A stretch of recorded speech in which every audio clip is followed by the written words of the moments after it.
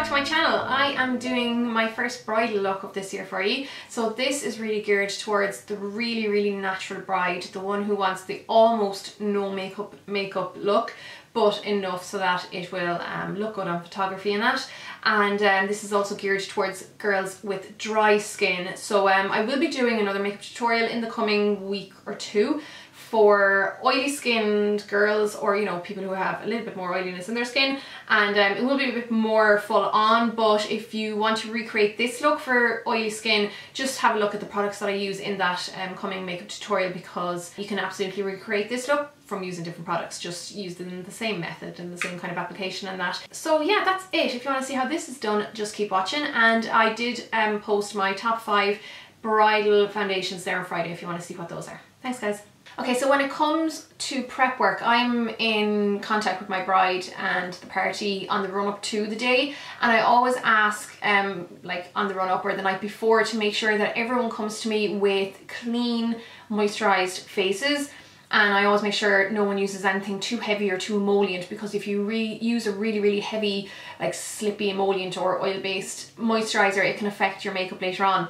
So if someone's not too sure about what moisturizer they have, I just tell them to come to me with clean faced and I'll moisturize. Otherwise I just start in straight away with the primer, which of course is easier for me and better time wise, because you are under a lot of stress sometimes in the morning. When it comes to dry skin, if you have dry skin yourself, you'll know that your skin can often be quite flat and a little bit one-dimensional or just dull because of the lack of the natural radiance and moisture and whatever that you normally have in your skin. So I do like to use a Radiance primer. I'd often use the MAC Prep and Prime Natural Radiance. I love that. It's very hydrating, even though it will inhibit oil production, so that's brilliant for combination skin. I'm going to try this new guy here by number 7 for today. It is the number 7 Airbrush Away Radiance Boosting Primer.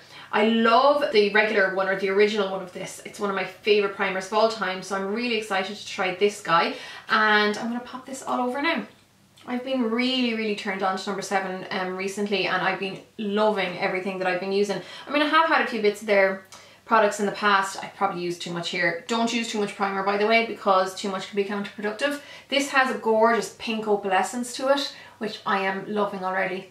But yeah, I've tried a few number 7 things in the past that I didn't love, but the more and more I try them recently, the more products I'm loving.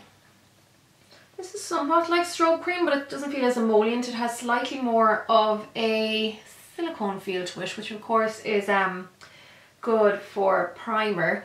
I'm pretty sure though that this is water-based, so it's not as silicone-y slippy as some other primers, but I love this like pearl opalescence it gives to the skin. It'll be really good for anyone with dull skin.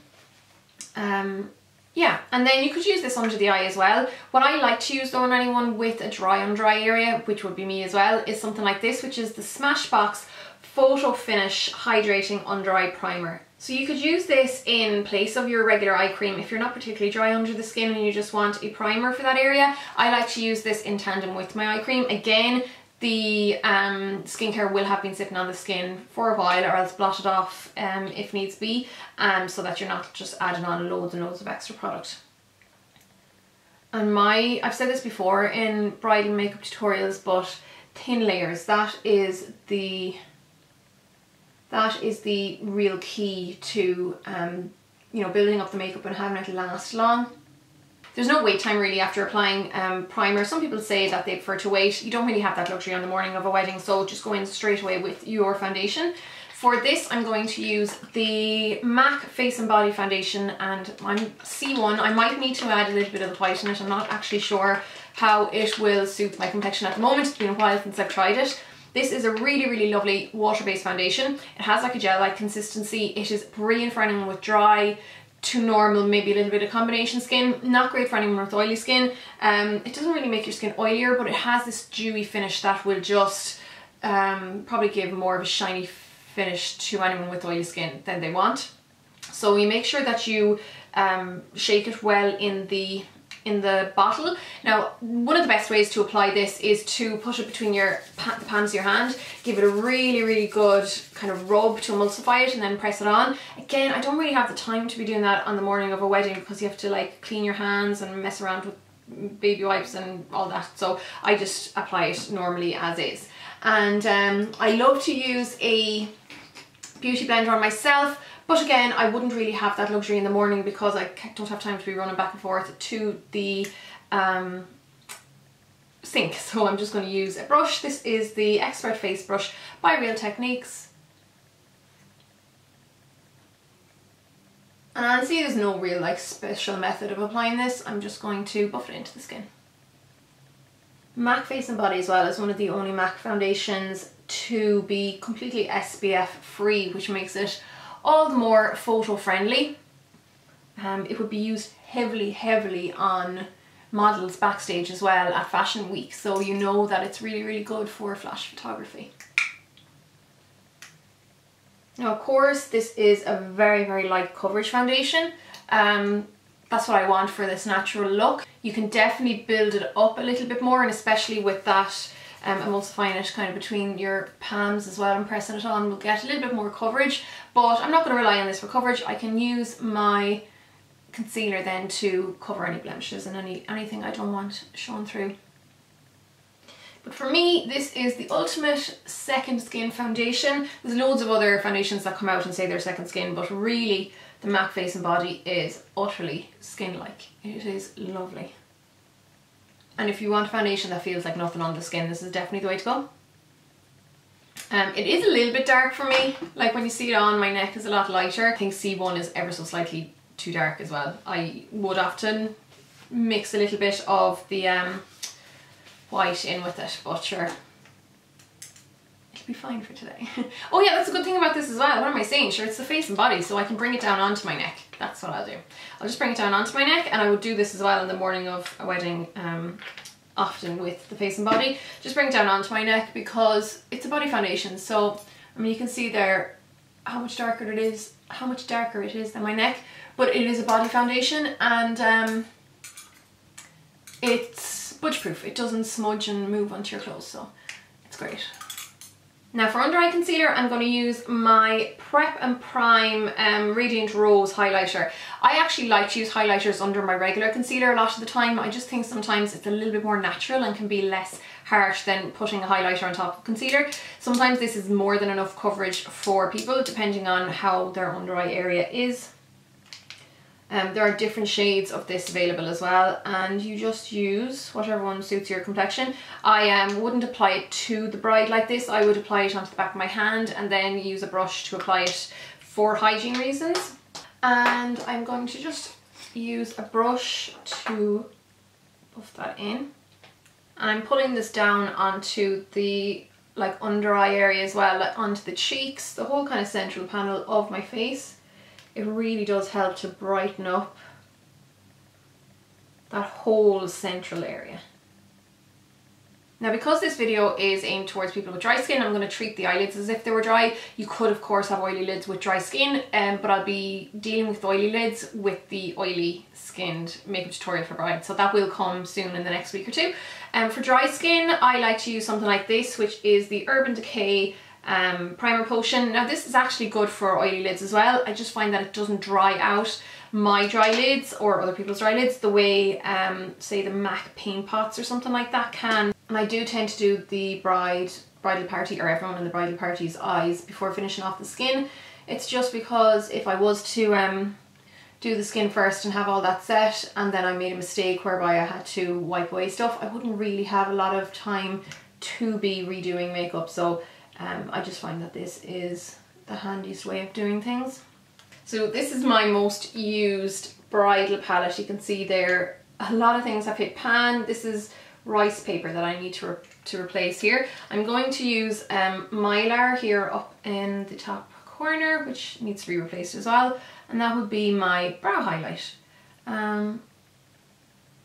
You will find that the brides who want a slightly more natural look don't want like really harsh highlight. I do use a little bit of sheen though. I like this guy here, which is Shroom. I'm going to put that onto the inner corner.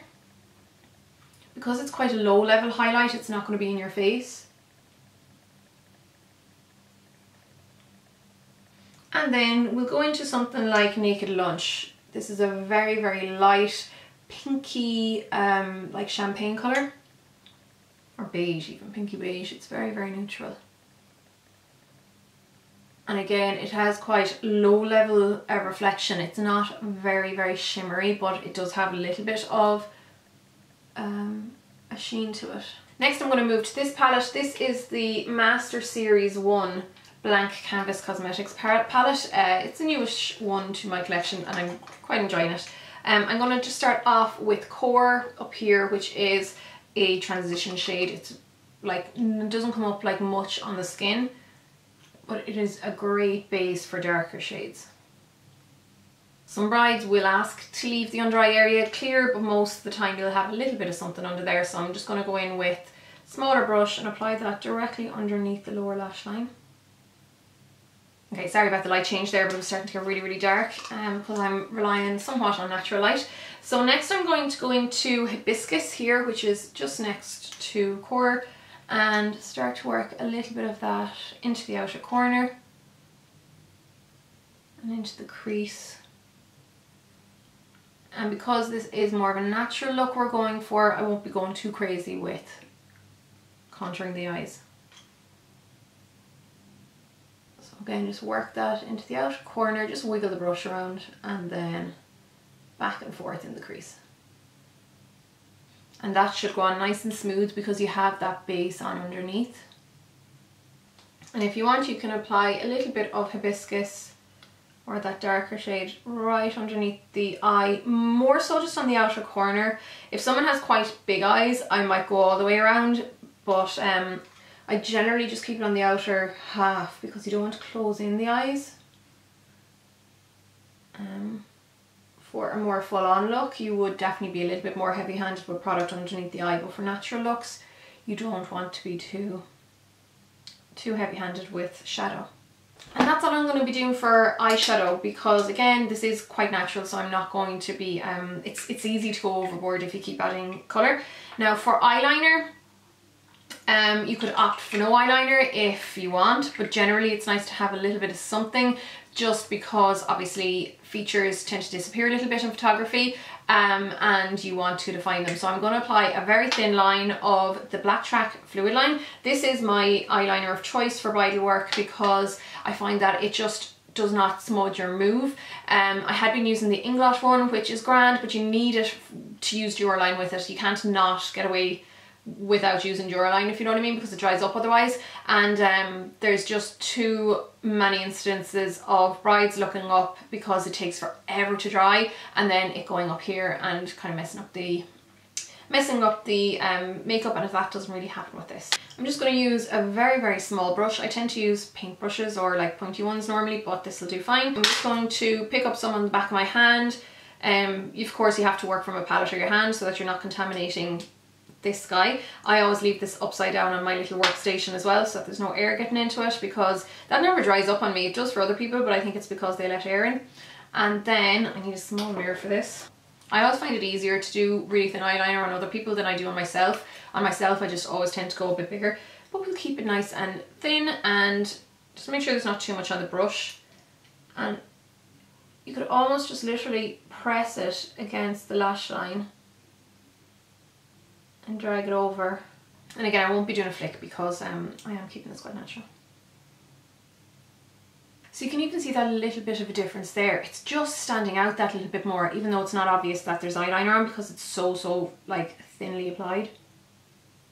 And you could absolutely just apply it there to the outer corner if you want, or you could continue on in towards the inner corner, or even 2/3 of the way in or whatever.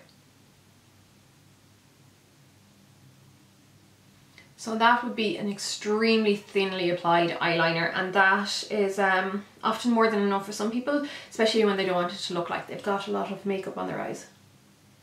There's one thing you have to remember as well as a makeup artist is some people on their wedding day, they're wearing makeup when they don't normally ever wear it any other day of the year. But they want to look a little bit, you know, a bit more special and a little bit more polished for their wedding day, but they're just not makeup wearers. So that's what you're keeping in mind with this kind of look. I probably wouldn't do the under eye area for anyone who wants that kind of more no makeup look. So I just leave it like that, and now it's time to do some mascara.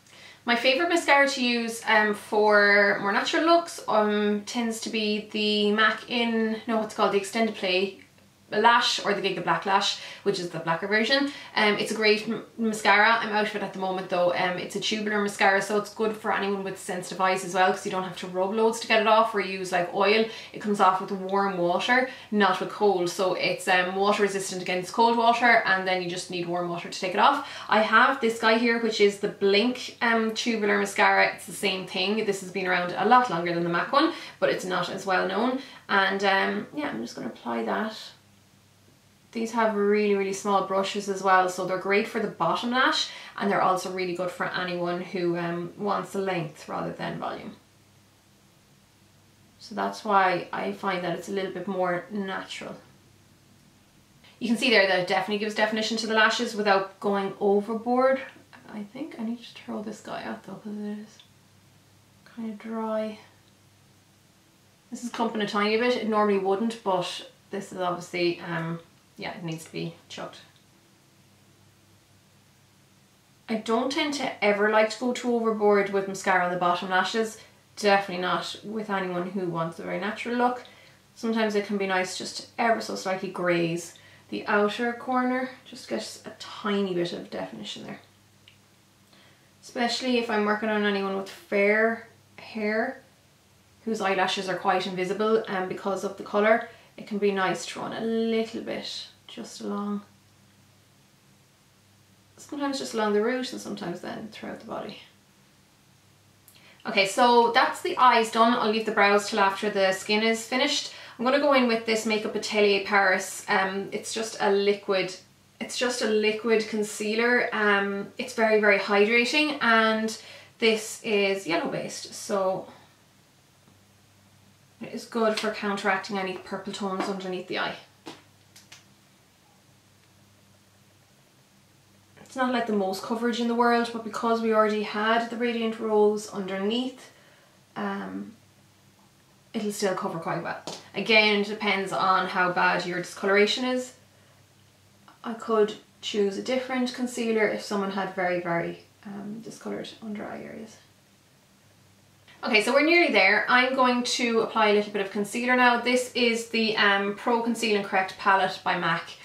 Same as their Studio Finish concealer, but this doesn't have the SPF in it.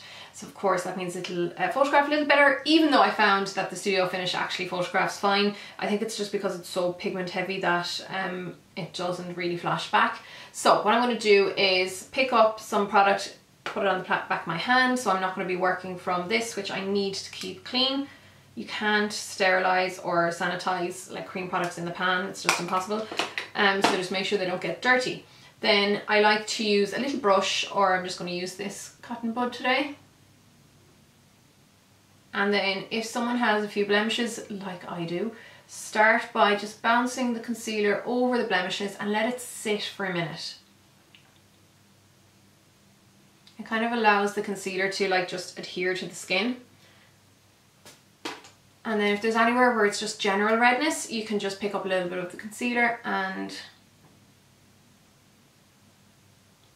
buff it into the skin.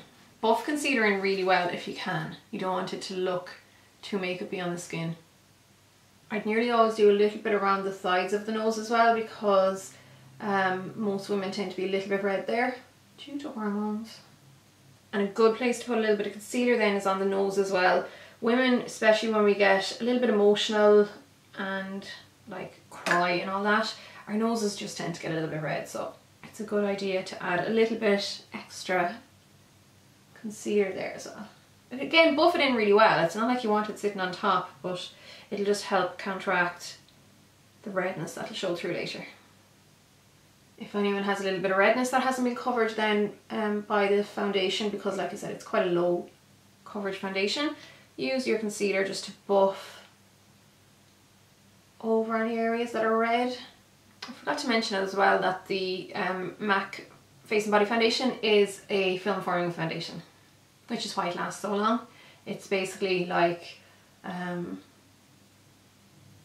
second layer on the skin, like a complete layer that doesn't budge.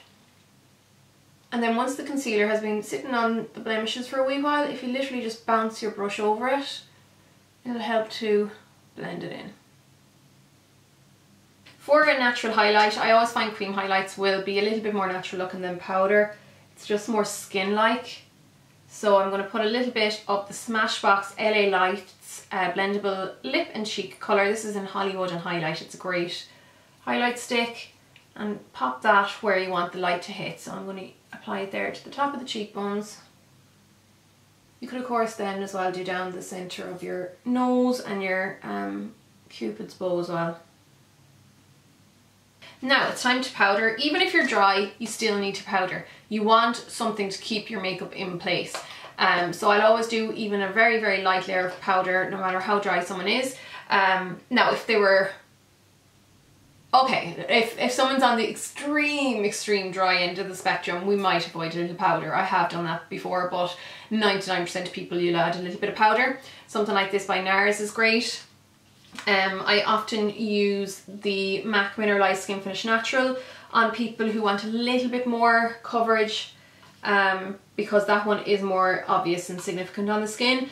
The MAC the Studio Care Blend Powder by MAC, that's another good one. It's matte though, unlike the Studio or the Mineralize one.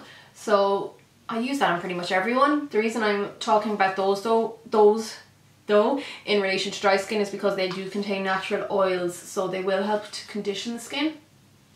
This guy here by NARS as well also contains hydrating ingredients, so you kind of do want to look for powders that are hydrating or that just won't dry out and suck up every last bit of moisture from the skin.